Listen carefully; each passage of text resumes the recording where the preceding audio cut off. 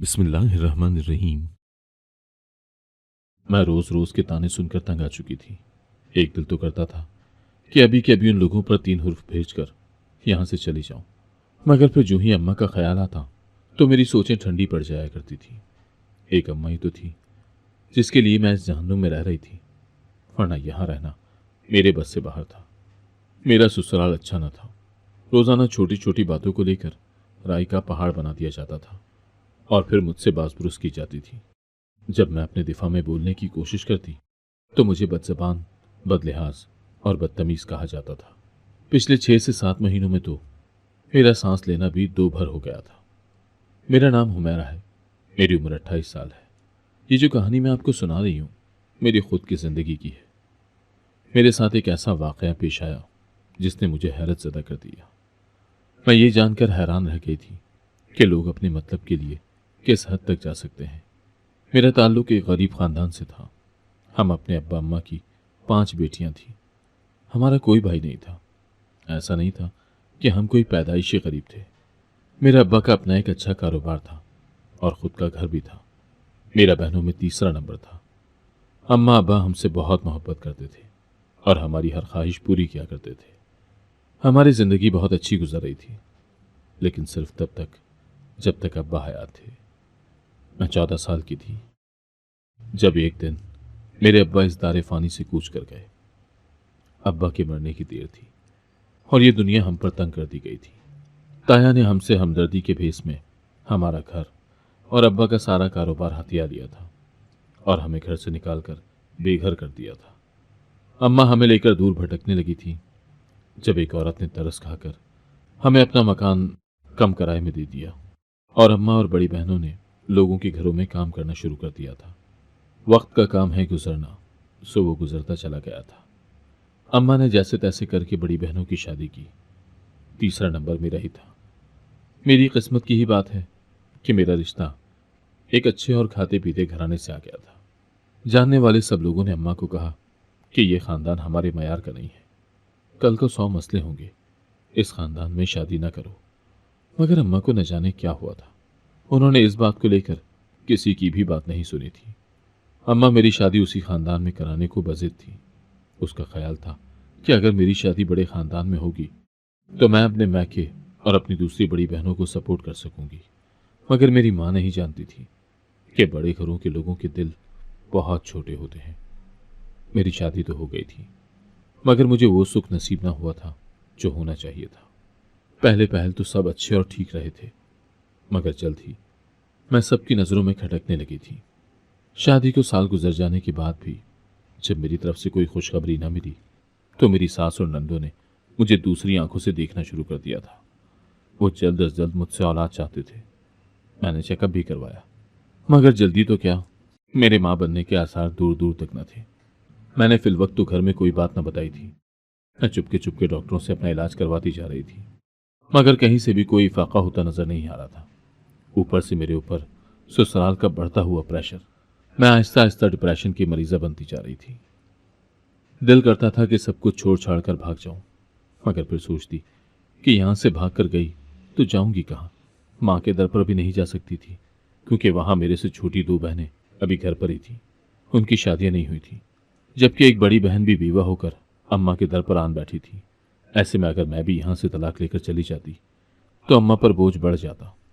यही सोचकर मैं यहां रहने पर ही मजबूर थी। उस दिन भी जब मैं सुबह उठकर नाश्ते के लिए आई तो मेरी सास ने नाश्ते की मेज पर ही मुझे घेर लिया था। मेरी सास मुझे कहने लगी, ओ बीबी, तुमने हमें कोई खुशखबरी सुनानी भी है या मेरे मरने का इंतजार कर रही हो? मैंने सास से कहा, अम्मी थोड़ा तो इंतजार करें, अभी शादी को अरसा ही कितना हुआ है।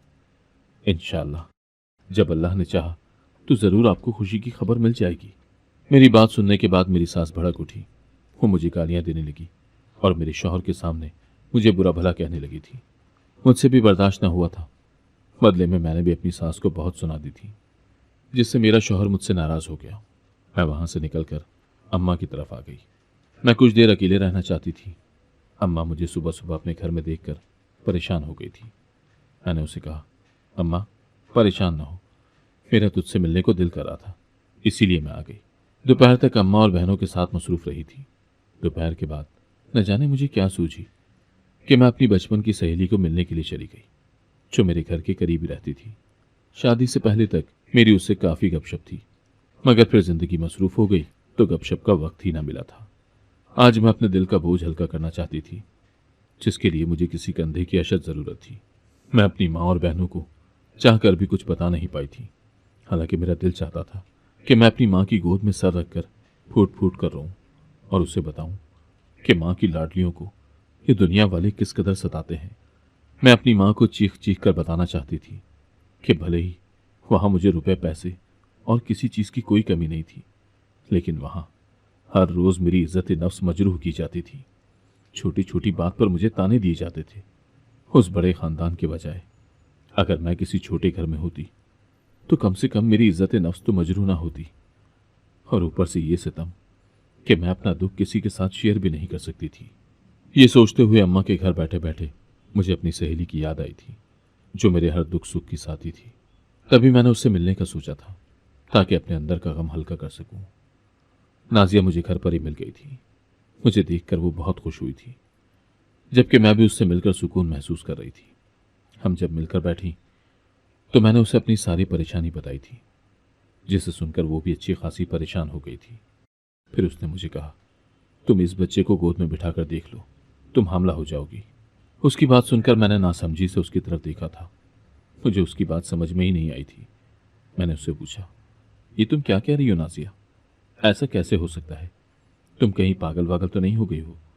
किसी बच्चे को गोद में बिठाने से मैं हामला कैसे हो सकती हूँ? देखो, अगर ये तुमने मजाक किया है ना, तो ये मजाक इंतहाई बुरा है। तुम जानती भी हो कि मैं किस कदर परेशान हूँ, फिर भी तुम मजाक कर रही हो। तो वो कहने लगी, नहीं हुमैरा, मैं मजाक नहीं कर रही। तुम्हें तुम्हारी अम्मा या बहनों ने नहीं बताया क्या? यहाँ तो हर तरफ इस बच्चे की मशहूरी है। आज तक जितनी औरतों ने भी उसे गोद में बिठाया है, उनके घरों में लाजमी खुशखबरी आई है। उसकी बात सुनकर मुझे बेहद तजस्सुस हुआ था। मैं बहुत कुछ सोचने पर मजबूर हो गई थी। मैं ये जानना चाहती थी कि आखिर ऐसा कैसे हो सकता था। उस बच्चे में भला ऐसी कौन सी बात थी कि जिससे औरतें हामला हो जाती थी? मुझे इस बात पर यकीन तो नहीं था, मगर जहन में तजस्सुस का कीड़ा पैदा हो चुका था, जिसके बायस मैंने उस बच्चे के पास जाने की हामी भर ली थी। मैंने नाजिया से कहा, मुझे उस बच्चे के पास ले जाओ, हो सकता है कि मेरी जिंदगी में भी कोई खुशी आ जाए। तो इस पर वो कहने लगी, अभी तो मगरिब का वक्त हो गया है, वो अभी तो नहीं होगा। तुम ऐसा करो, तुम आज की रात अपनी माँ की तरफ ही रुक जाओ, मैं तुम्हें सुबह ही उसके पास ले जाऊंगी। मैंने उससे कहा, मैं अम्मा की तरफ नहीं रुकूंगी। ऐसे तो मेरे ससुराल वालों को और मौका मिल जाएगा। वो न जाने मेरे पीछे वहां क्या क्या मंसूबे बनाएंगे। मैं कल 10 बजे तुम्हारी तरफ आ जाऊंगी, तुम तैयार रहना, फिर दोनों उसके पास जाएंगे। नाजिया ने मुझे ओके कर दिया। मगरिब में थोड़ा सा वक्त ही रह गया था। मैं अपनी माँ के घर आई और थोड़ी देर वहां रहने के बाद मैं रिक्शा पकड़कर वहां से वापस अपने ससुराल आ गई थी, जहां सुबह वाला मैदान अभी तक गर्म था। मेरी सास ने अभी तक रोना डाला हुआ था कि मैंने उसके साथ बदतमीजी की है। मेरे शौहर ने मुझे कहा, अगर तुम्हें इस घर में रहना है तो मेरी माँ से माफ़ी मांगो, तभी तुम इस घर में रह सकती हो, वरना मुझे फैसला करने में टोटल 2 मिनट लगेंगे, क्योंकि खुशी तो मुझे तुमसे कोई मिली नहीं है। ऊपर से तुम मेरी माँ से बदतमीजी कर रही हो, ये बात मुझे मंजूर नहीं। शौहर की बात सुनने के बाद मैंने डबडबाई हुई निगाहों से उसकी तरफ देखा था। मेरे दिल ने बेसाख्ता चीख चीख कर अल्लाह से दुआ की थी कि या अल्लाह, मेरी आजमाइश खत्म कर दे और मुझे औलाद की नेमत से नवाज दे। मैंने अपने शौहर की तरफ देखा, जो मेरे बोलने का मुंतज़िर था। मैं बिना कुछ कहे ही सास के पैरों में बैठ गई थी और उसके सामने अपने हाथ जोड़ दिए थे। मेरी आंखों से तेजी से आंसू गिरने लगे थे। मैंने सास से कहा, मुझे माफ़ कर दें, मैंने जानबूझकर नहीं किया, मेरे अख्तियार में नहीं था। मैं नहीं चाहती थी कि आपसे बदतमीजी करूं, मगर मुझसे ऐसा हो गया, मुझे माफ़ कर दें। ये कहकर मैं अपने कमरे में आ गई थी और फूट फूट कर रो दी थी। रोते रोते न जाने मैं कब नींद की वादियों में उतर गई थी। दोबारा मेरी आंख खुली तो रात का आखिरी पहर चल रहा था। मेरे दिल में एकदम से तहज्जुद की नमाज अदा करने का ख्याल आया था। मैंने सुन रखा था कि तहज्जुद खुदा की लाडली नमाज है। उस वक्त अल्लाह से जो मांगो वो मिल जाता है, दिल की मुरादें पूरी होती हैं। मैं फौरन से उठी और वजू बनाकर जाए नमाज पर खड़ी हो गई थी। फिर पूरी रात रो रो कर अल्लाह की हुजूर अपनी औलाद के लिए दुआएं करती रही थी। अगली सुबह मैं नाजिया के घर पहुंच चुकी थी। वो मुझे अपने साथ लेकर क्लिनिक की तरफ चल पड़ी। वो बच्चा एक गायनोकोलॉजिस्ट के क्लिनिक पर होता था। उसके पास जो भी औरत जाती थी, हामला होने के बाद वो डॉक्टर उसका मुकम्मल इलाज करती थी और उसकी डिलीवरी भी खुद ही किया करती थी। वो रोज़ाना की मामूल की तरह अपने क्लिनिक खोले बैठी हुई थी। 3 कमरों पर मुश्तमिल ये छोटा सा क्लिनिक था, जिसके बाहर डॉक्टर शकीला गायनोकोलॉजिस्ट बड़े अल्फाज में लिखा हुआ जगमगा रहा था। मैं तो उस क्लिनिक के बाहर इतना ज़्यादा रश देखकर ही घबरा गई थी। क्लिनिक के बाहर औरतों की एक लंबी लाइन खड़ी थी। औरतें एक दूसरे को धक्के दे देकर एक दूसरे से आगे जाने की कोशिश कर रही थी।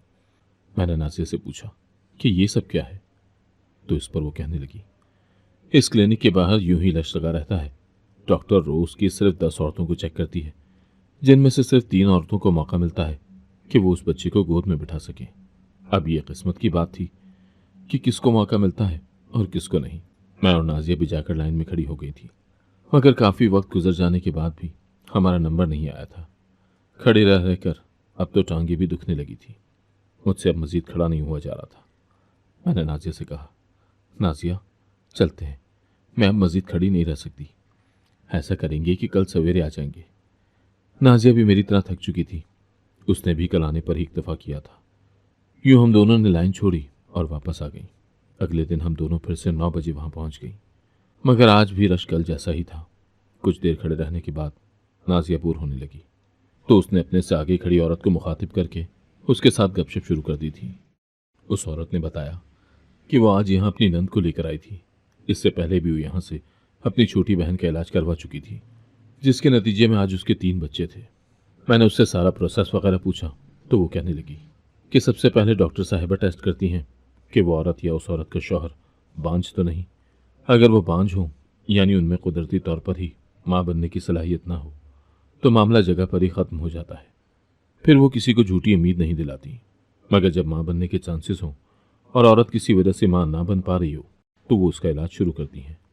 इलाज क्या करना, बस एक इंजेक्शन लगाती हैं और उस बच्चे को उस औरत की गोद में बिठा दिया जाता है। वो औरत उस बच्चे को 10 से 15 मिनट तक गोद में बिठाए रखती है। इस सब के बाद वो औरत को महीने बाद दोबारा वापस आने का कहती है। इस दौरान बस ये एहतियात करनी होती है कि उस औरत को अपने शौहर से दूर रहना पड़ता है। इस 1 महीने के दौरान अगर औरत शौहर के पास जाए तो डॉक्टर ने जो इलाज किया होता है वो सब ज़ाया हो जाता है। फिर दोबारा से पहले वाला प्रोसेस करना पड़ता है। उस औरत की ज़बानी ये सारी बातें सुनकर मैं हैरत से नाजिया की तरफ देखने लगी थी। उस औरत की बातें अजीब सी थीं। अगर उस बच्चे को गोद में बिठाने से औरत हामला हो जाती थी, तो फिर वो डॉक्टर कैसा इलाज करती थी और क्यों करती थी, ये बात मेरे दिमाग में ना बैठ रही थी। इससे भी ज़्यादा अजीब बात यह थी कि औरत अपने शौहर के करीब ना जाए। भला ऐसे कैसे हो सकता था कि कोई औरत अपने शौहर के पास जाए बगैर हामला हो जाए? ये तो एक नामुमकिन सी बात थी। नाजिया ने भी मुझे अचंभे से देखा था। मैंने नाजिया को पकड़कर लाइन से बाहर निकाला और उसे साथ लेकर कदरे साइड पर आ गई।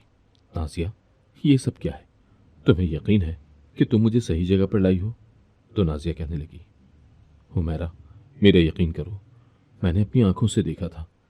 जिन औरतों की शादी को 10-10 साल गुजर जाने के बाद भी औलाद नहीं थी, यहाँ से एक ही मर्तबा में इलाज कराने से उनको औलाद हो गई है। तुम एक मर्तबा आजमा कर तो देख लो। एक मर्तबा तुम उससे मिल लो, उसे देख लो। अगर तुम्हारा दिल नहीं माना तो तुम ना करवाना इलाज। उसकी बात सुनकर मैं एक मर्तबा फिर से लाइन में आकर खड़ी हो गई थी कि एक मर्तबा आजमाने में भला हर्ज ही क्या था। मैं लाइन में खड़ी तो हो गई थी, मगर अब नंबर आता तो मिलती ना। ऐसे में मैंने नाजिया से कहा, भाई नाजिया, कोई सिफारिश वगैरह ही लगवाओ ताकि हमें किसी तरह अंदर जाने का मौका तो मिले। मुझे नहीं लगता कि इस तरह पूरा महीना हमारा नंबर आएगा। मुझे लगता है कि यहाँ सिफारिश से ही काम चलता है। किसी तरह से इस डॉक्टर का नंबर मिल जाए तो ही कुछ काम बन सकता है। मगर अब परेशानी ये थी कि नंबर मिलता किससे? भला हो नाजिया का, उसने यहाँ भी मेरा साथ दिया था। उसने अपनी एक जानने वाली से रब्ता किया और थोड़ी देर में उस डॉक्टर का नंबर मुझे मिल चुका था। मैंने अल्लाह का नाम लेकर उसके नंबर पर कॉल मिलाई। काफ़ी देर तक बेल जाती रही थी, मगर आगे से कोई जवाब मौसूल न हुआ था। न जाने मेरी किस्मत ख़राब थी या फिर खुदा की कुदरत थी जो मुझे बार बार वहाँ जाने से रोक रही थी। वो इस तरह रुकावटें डालकर मुझे उस क्लिनिक के अंदर जाने से रोक रहा था। वो मुझे इशारे देकर कुछ समझाना चाहता था। अगर मुझ में अक्ल होती तो कुछ समझती ना। मैं कुदरत के इशारे ना समझ पाई थी। मैंने 2-3 मरतबा कॉल मिलाई, लेकिन कोई जवाब मौसूल नहीं हुआ, जिसके बाद मैंने बिजली से फ़ोन बंद करके पर्स में डाल दिया था। इस सब के बाद अभी कुछ ही देर गुजरी थी कि सब औरतें अपनी अपनी बातों में मगन थी। कोई कपड़ों की बातें कर रही थी तो कोई जूतों के बारे में। मैं और नाजिया भी न जाने कौन सी बातों में मसरूफ़ हो गई थी, जब अचानक ही एक ज़ोरदार चीख ने हमारी तवज्जो अपनी तरफ मबजूल करवाई थी, और उसके बाद ना ख़त्म होने वाली चीखों का सिलसिला शुरू हो गया था। हम सब हक्का बक्का क्लिनिक की तरफ देख रहे थे। इस बात में कोई शक नहीं था कि चीखों की आवाज़ क्लिनिक के अंदर से ही आ रही थी। हम सब एकदम से परेशान हो गई थी कि न जाने अंदर क्या हो रहा था। थोड़ी देर बाद क्लिनिक का दरवाज़ा खुला था और एक लड़की रोते हुए क्लिनिक से बाहर निकली थी। वो औरतों की कतार को तोड़ते हुए वहां से निकल गई थी। उसकी हालत बहुत बुरी थी। वो इंतहाई बुरी तरह से रो रही थी। इसके साथ ही क्लिनिक के दरवाजे पर क्लोज्ड का बोर्ड लग गया था, और फिर अगले कई दिन तक क्लिनिक बंद रहा था। पहले तो मैं वहां से इलाज करवाना चाहती थी, मगर अब मुझे तजस्सुस था कि आखिर उस लड़की के साथ क्लिनिक में ऐसा क्या हुआ था जो वो इतना चीखी थी। यकीनन उसके साथ कुछ न कुछ गलत हुआ था, तभी उसकी ये हालत थी। और अब मुझे यही बात जाननी थी कि अगर कुछ हुआ था तो हुआ क्या था आखिर। लेकिन अब क्लिनिक खुलता तो ही कुछ इल्म होता।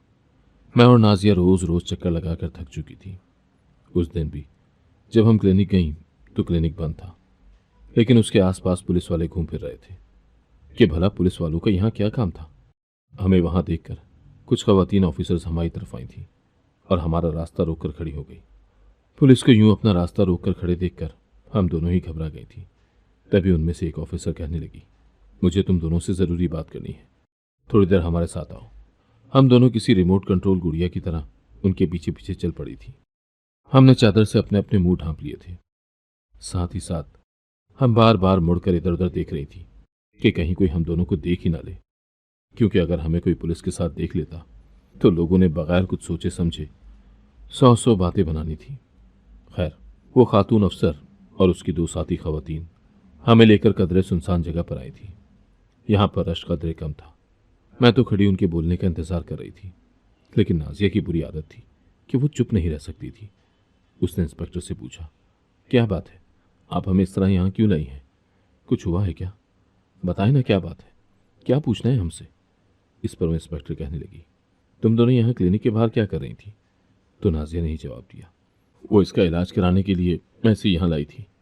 इसने उस बच्चे के बारे में बहुत सुना था, इसीलिए ये चाहती थी कि ये भी उस बच्चे से मिल ले, मगर हमारा क्लिनिक के अंदर जाना ही नहीं हुआ। इंस्पेक्टर ने पूछा, तुम दोनों में से किसी ने पहले यहाँ से कोई इलाज वगैरह करवाया है, या तुम दोनों में से किसी ने उस बच्चे को देखा है? उस पर हम दोनों ने एक साथ नफी में सर हिलाया था, जिस पर उस इंस्पेक्टर ने एक गहरा सांस भरा था। फिर वो हमें साथ लिए पास के एक ढाबे में जा बैठी थी। उसके बाद उसने हमें मुखातिब किया और कहा, जो कुछ मैं तुम दोनों को बताने जा रही हूँ वो बहुत गौर से सुनना। उस इंस्पेक्टर की बात में कुछ ऐसा था जो हम दोनों पूरी तरह से उसकी तरफ मुतवज्जे हो गई थी। उसके बाद उसने हमें जो कुछ बताया, हमारे पैरों तले से जमीन निकल गई थी। हम दोनों हैरत से मुंह खोले एक दूसरे की तरफ देख रही थी कि शायद हमें यकीन ही नहीं आ रहा था कि जो कुछ हमने सुना है वो सच है या नहीं। खैर, कुछ देर के बाद हम दोनों घर वापस आ गई थी। इस वाक़े के तकरीबन 10 दिन बाद मुझे नाजिया का फ़ोन आया। उसने कहा कि क्लिनिक खुल गया है, तुम आ जाओ। मैं जाने से पहले अपनी सास के पास आई और उससे कहा, मेरे लिए दुआ करना, क्योंकि अब मैं जो कुछ करने जा रही थी मुझे दुआओं की सख्त ज़रूरत थी।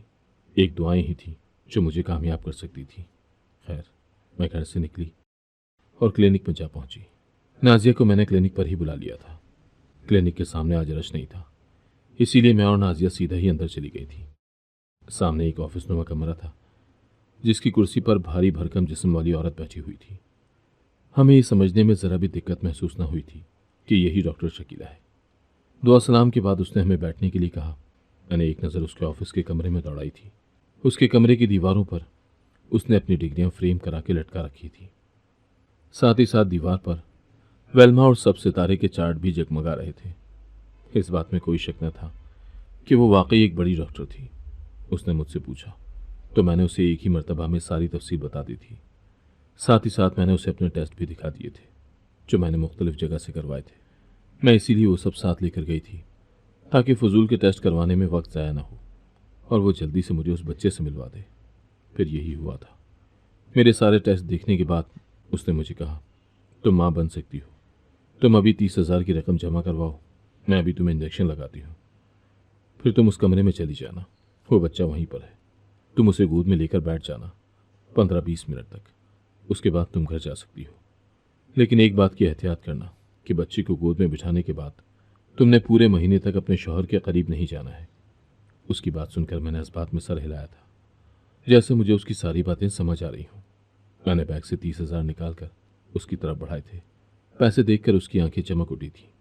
वो एक इंजेक्शन भरकर मेरी तरफ आई और मुझे बाजू ऊपर करने के लिए कहा।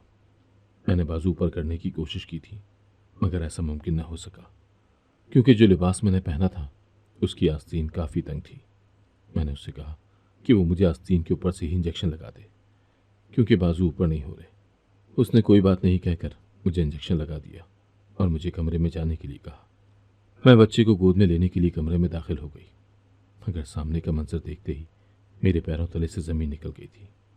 इससे पहले कि मैं कुछ करती, मेरी आंखों के सामने एकदम अंधेरा छाया था और मैं होशो हवास से बेगाना होती ज़मीन बोस हुई थी।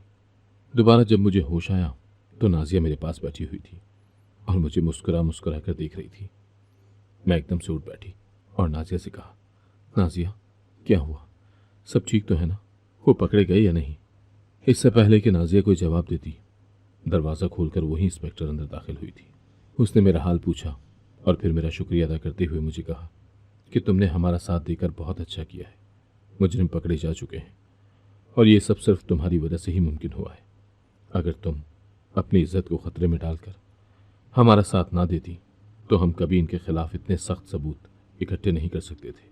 इसके साथ ही नाजिया ने मुझे खुशखबरी सुनाई कि मुबारक हो हुमैरा, अल्लाह ने तुम्हारी तहज्जुद में मांगी गई दुआएं सुन ली हैं। मैंने नासमझी से उसकी तरफ देखा तो वो कहने लगी, हाँ हुमैरा, तुम माँ बनने वाली हो। अल्लाह ने तुम्हारी आजमाइश ख़त्म कर दी है। मैंने बेख्तियार अल्लाह का शुक्र अदा किया था। तभी अचानक मेरे जहन में एक बात आई। मैंने किसी खदशे के तहत नाजिया और इंस्पेक्टर की तरफ देखा था, जिस पर उन्होंने मेरे जहन में आए सवाल को पढ़ लिया था। उन्होंने मुझे तसल्ली देते हुए कहा, सब कुछ ठीक है, तुम्हारे साथ कुछ भी गलत नहीं हुआ। तुमने हम पर भरोसा करके अपनी इज्जत खतरे में डाली थी, फिर हम कैसे तुम्हारे साथ कुछ गलत होने दे सकते थे? मुतमईन रहो, सब कुछ ठीक है। मैंने अल्लाह का बहुत शुक्र अदा किया था। मैं बहुत खुश थी। एक खुशी तो मुझे मेरी माँ बनने की थी, जबकि दूसरी खुशी मुझे मुजरिमों के पकड़े जाने की थी। डॉक्टर शकीला एक मुजरिम थी और डॉक्टर के नाम पर एक धब्बा थी। उसके पास जो भी औरत जाती थी वो उसे कहती थी कि तुम इस बच्चे को गोद में बिठाओगी तो हामला हो जाओगी। ये बच्चा बहुत मुबारक है, हालांकि ऐसा कुछ था ही नहीं। उसके पास मुबारक तो क्या, कोई बच्चा ही नहीं था। ये सब उसका चाल था। वो क्लिनिक की आड़ में कोठा चलाती थी। जिस कमरे में वो औरतों को भेजती थी उसमें कोई बच्चा नहीं होता था, बल्कि उस कमरे में उसके क्लाइंट होते थे, जिनसे भारी रकम वसूल करके वो उन्हें लड़कियां पेश किया करती थी। यूं तो वो उनको 15 मिनट में जाने के लिए कहती थी, मगर जाने से पहले वो औरतों को जो इंजेक्शन लगाती थी वो नशे का होता था। कमरे में पहुंचने तक उस औरत के हवास गुम हो जाया करते थे। फिर वो दरिंदे जो उस कमरे में बैठे होते थे वो उसकी असमत दरी किया करते थे। इस ज्यादती के नतीजे में जब कोई औरत हामला हो जाती तो वो उसे कहती कि बच्चे को गोद में बिठाने से ही तुम हामला हुई हो। यूं 2-3 औरतों के हामला हो जाने के बाद ये मशहूर हो गया था और यूं वो शकीला नामी औरत उन मर्दों से भी पैसे लेती थी और उन औरतों को भी लूटती थी और एक ऐसे किरदार को मशहूर किया हुआ था जिसका सिरे से कोई वजूद था ही नहीं। उसका तो बस एक बहाना था। पुलिस को किसी तरह इस बारे में इल्म हुआ तो उसने छानबीन शुरू कर दी थी। तभी पुलिस ने उन हामला औरतों और उन बच्चों के डीएनए करवाए थे और यहाँ ये बात वाज़ेह हो गई थी कि उनमें से एक बच्चा भी जायज़ नहीं था। पुलिस काफ़ी अरसे से सबूत तलाश करने में मसरूफ़ थी, मगर लाख कोशिशों के बावजूद भी उसको कमरे के अंदर तक रसाई न हुई थी। तभी उसने मेरी मदद ली थी और हम लोग कामयाब ठहरे थे। अल्लाह ने मुझे 2 जुड़वां बच्चों से नवाजा था और वो दोनों बेटे थे। मेरी सास और शौहर मुझसे बहुत खुश हुए थे। मेरी ज़िंदगी में भी इत्मीनान और सुकून आ गया था। औलाद देना और ना देना सिर्फ अल्लाह ही के इख्तियार में है। अल्लाह के सिवा कोई इतनी कुदरत नहीं रखता। अगर आपको आज की कहानी पसंद आई है तो वीडियो को जरूर लाइक कीजिएगा और अपने दोस्तों के साथ भी शेयर कीजिएगा।